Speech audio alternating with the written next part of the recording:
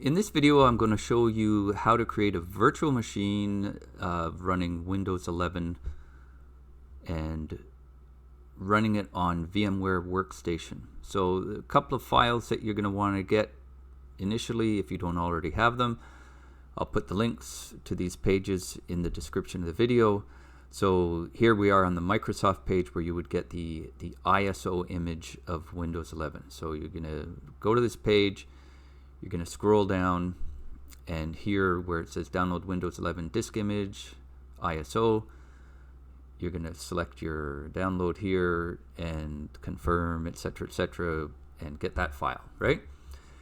The other tab here on my browser is showing on techpowerup.com where you can get a copy of VMware Workstation Pro. Right now, the latest version is 25H2 Update 1. This is free for personal use. Go ahead, download that, install it, and ultimately, you'll be running VMware Workstation, which we see here. All right, so open up VMware Workstation. You're going to click on File, and you're going to click New Virtual Machine. Okay, so you get the welcome to the new virtual machine wizard. I think by default it was going to say typical. I would choose custom. It just gives you more control. So choose custom here and click on next. Right now, for compatibility, if this is the version you're running and you don't have to worry about any earlier versions, just keep this here. You can switch to earlier versions if you need compatibility with other offices, etc. But for our purposes, we're going to keep the latest tech, and we're going to click next. All right, so now I've already pointed in a recent install to the ISO that I downloaded. This is the path. Yourself, you will want to click on Browse, find the ISO from Microsoft that you downloaded, click on that, and go ahead and click on Next. Now you can give the virtual machine a name. The default's pretty good when it automatically detects Windows. Now you want to choose your location. So now this is not good for me. I would rather have it down here. And put it in this folder. And we will click next. Now, Windows 11, there has to be a level of encryption on the virtual machine. So here it's asking what to encrypt. You can encrypt all the files or only the files needed to support a virtual TPM. All right, so I would choose the second option here. Unless you need the additional security of everything being encrypted, I think performance will be better with this second option selected. Whichever option you select, you have to put in a password. So don't forget to write it down, folks.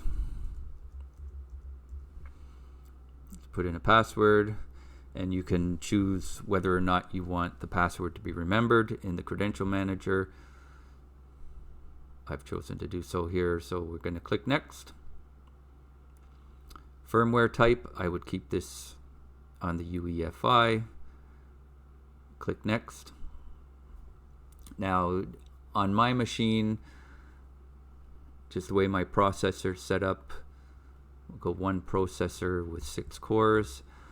You want to think about your own machine, how many physical processors you have, how many cores each of those have, and just make a decision as to how many cores that you want to give. Now, it doesn't actually have to match your exact machine. There just has to be enough cores on your machine to support whatever values that you give here, because these will be virtual processors and virtual cores ultimately running off of whatever actual cores that you have, right? So I'm going to go ahead and click next. Now, the default for Windows 11, they give you basically 4 gigabyte, and that's very tight for Windows 11, right? So now, assuming that your system can have, if you only have 8 gig on your physical machine, you would want to keep it here, or a maximum 6 gig, because you don't want to use up all the resources of your physical machine in the virtual machine. But I have a fair bit of RAM, so I'm going to put 12 gigabyte. So if you want to exactly match, it's like whatever number of gigabytes that you want times 1024 will give you the exact number to type in here. But you can type in any number, right? My brain likes to make these exact lines work. So now we've got 12 gig set up. We're going to click next. Now this is about your network connection. So by default, it wants here use network address translation, and it's going to use the virtual machine will use the same IP address as the host machine. I prefer to use the bridge networking so that it has its own IP address.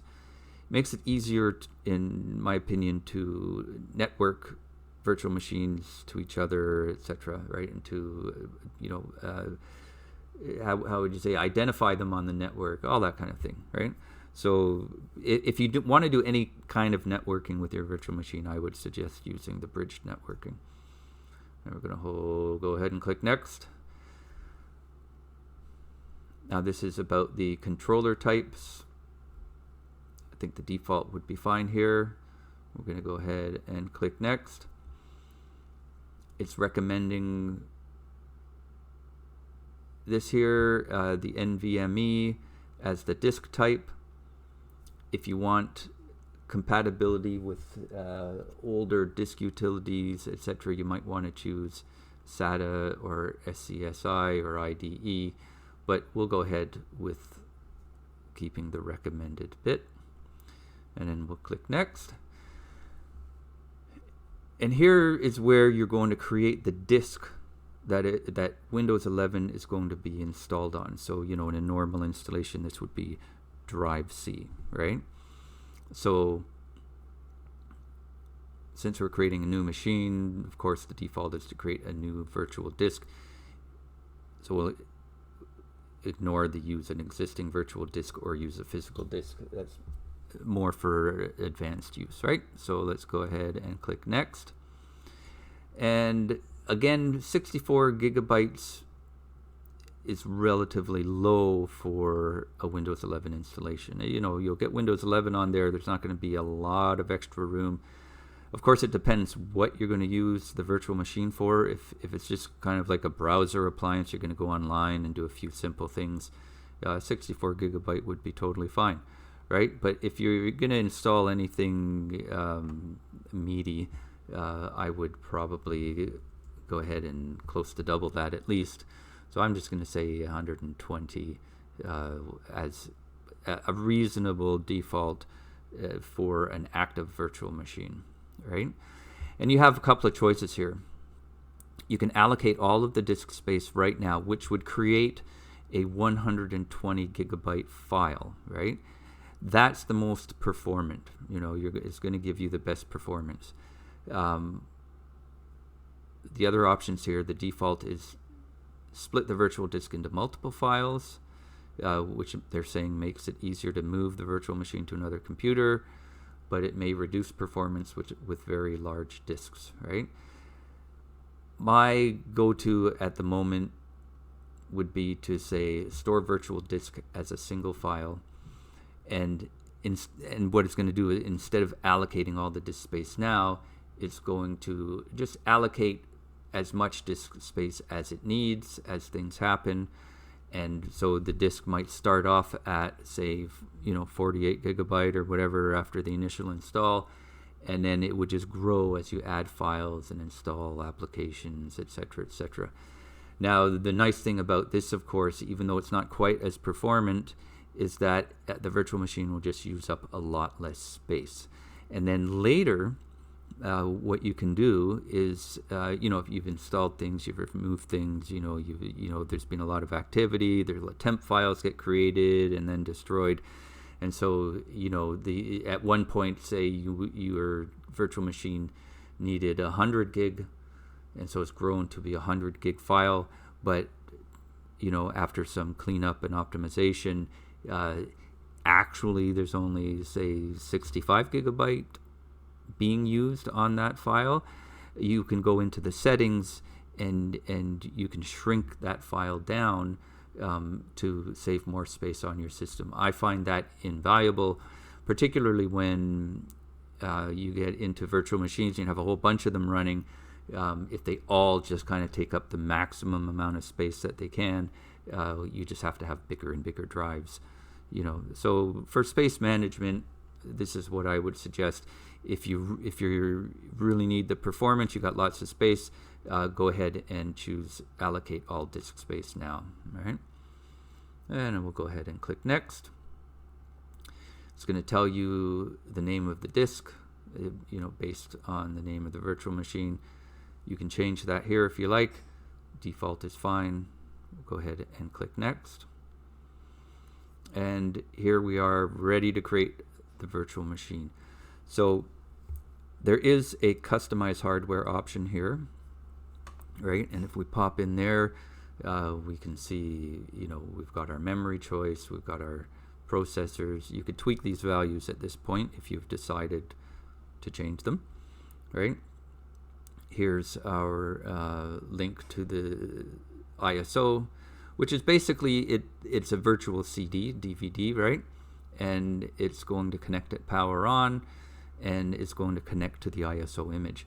At a later date, once Windows is installed, you can go into the virtual machine settings and you can choose to use the physical drive, which would mean it would connect to one of the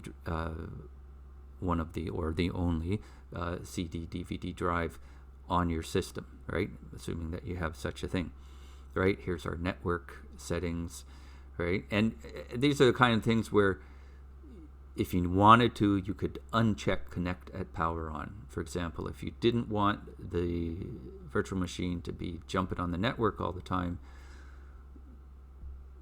you could uncheck that and then just go into settings and turn it on manually when you want internet or network access, right? You can tweak your USB controller settings if you needed to dumb it down for some reason. Of course, normally you would keep it here at 3.2, and you can choose to connect or not connect to a sound card, right? If you don't need or want sound on your virtual machine, you could uncheck connected power on here, right? And then there's display. You can tweak graphics settings and everything. The defaults here, of course, are generally fine, right? So, but there is the option here, and you can always add more hardware if you wanted to, hook into other drives, etc. You could do so by clicking add, right? I'm not needing to do that now, so I'll just hit cancel. We'll hit close on that, and we're ready to go ahead and click finish. It's going to create the disk, and it's going to boot up, and it's going to try and run off of that ISO to install Windows.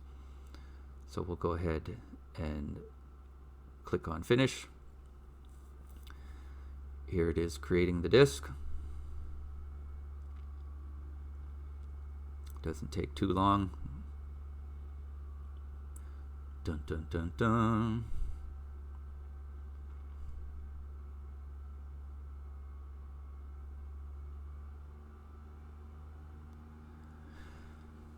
And here on the first boot up, we're just getting a little alert, which is talking about side channel mitigations is turned on, which increases security, but it brings performance down, right? You can choose to not show this hint again. and have the additional security without the warning, or if you're thinking that you'd like to change that later and have the additional performance, I would say don't check this off so it could remind you to disable it later. So I'll just check it so that, since we've seen it the once, and we'll click OK. And now the machine is booting up. Now you want to click inside here and then hit any key. Oop. We timed out. I didn't move fast enough. So to correct this situation of not clicking and hitting a key fast enough, we can go up here to VM and move over to power and say restart guest. I'm going to get the prompt, are you sure? You could say yes, restart. And then what you want to do is when it says press any key, you want to make sure that you've clicked inside the virtual machine and that you hit any key, and that will start the Windows installation.